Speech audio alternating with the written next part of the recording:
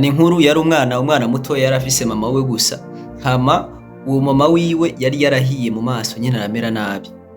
Hanyuma uwo mwana yari afise ahantu yiga, buri gihe iyo shure bagize anniversaire yo kwibuka umunsi iyo shure yashingwa, buri mwana yazana mama wiwe kugira ngo amwereke abandi.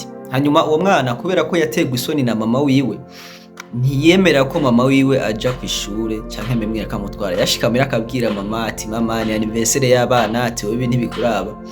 Gusa mama wiwe yarazi yuko umwana we watewe isoni no kubona mama wiwe ameze uko, ariko kubera yari muto ntiyabimubwira. Uwo mwana amaze gukura, mama wiwe umunsi umwe aramubwira ati ndabizi ko utewe isoni nanje kubera yuko uko ngaragara, ndabizi yuko utewe isoni nanje kubera uko nsa. Hanyuma uwo muvyeyi canke uwo mumama afata ukuboko umwana wiwe amutwara mu cumba, hanyuma amwereka album. Amweretse album, amwereka umugore mwiza w'igitangaza. Amweretse umugore mwiza w'igitangaza, abaza umuhungu wiwe ati ubona iki? Umuhungu aravuga ati mbona umugore mwiza cane, umumama asa neza w'igitangaza. Umumama aramubwira ati uyu ni jewe kera.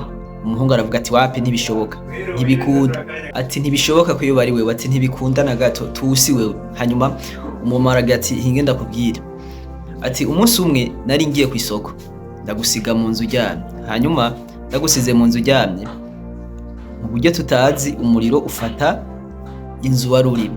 Abantu bose bahagaze hanze bakoma induru, umwana ariko habura n'umwe yinjira gutabara. Ngarutse ndahashitse nsanga inzu yose iriko irasha. Hanyuma baramfata banka ko ninjira kubera umuriro wari mwinshi, ariko uko babandanije kumfata narabikuye ndinjira ndagutora ndagukunyegeza mu mpuzu zanje, hanyuma cambayo niruka. Ngeze ku muryango niho igiti cakorotse c'umuriro kinkubita mu maso ndasha wese. Maze gusha navumbagaye nsoka hanze, baraza baragutabara. Nico gituma uyu munsi ubona meze gutya kubera nagutabaye. Abantu bose bari aho abo tinya kunyerekana, nta numwe yigeze yumvira gutabara. Ariko no munsi jewe nakoze iki kintu kugira ngo ubeho. Ariko buri munsi kuri anniversaire yawe canke buri munsi umpana kubera nagutabaye.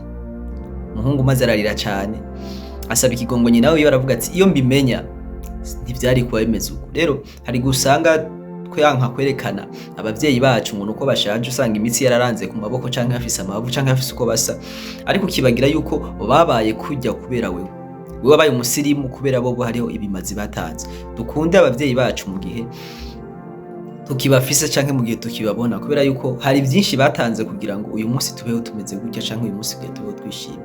Shimira mama bose aho bari, muri abantu beza, mwarahezagiwe.